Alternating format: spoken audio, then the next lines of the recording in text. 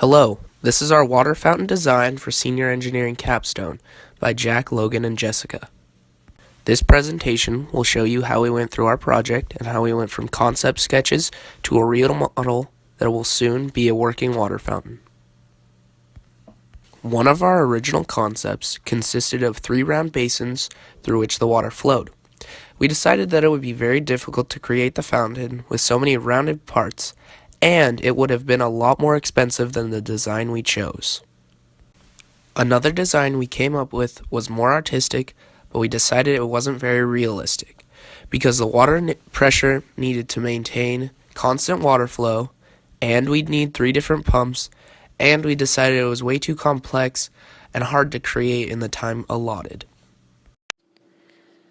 This design we decided to use because it has a simple, modern, aesthetic look while having a low risk of failure. We modified the design we chose by taking out the blocks on the top of the fountain to make it more stable. We also took off the top lip to allow for laminar flow. Our materials for the fountain include the lumber for the structure, the sheet metal for lining the water flow, the pump to move the water 3 feet up, and the tubing to carry the water from the pump to the top of the fountain. We originally had the intention of making a door to have easy access to the pump, but instead we are going to have the top block slide off to eliminate the complexity of making the door and to keep the water from spilling out the back. Our second drawing shows the level plane creating laminar flow.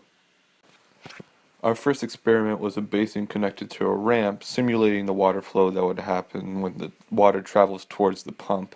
We found that a small amount of water would travel down the ramp at a time, but would not be enough for the pump to work properly. So we created a new design with a basin connected to the level box, having the pump submerged the entire time.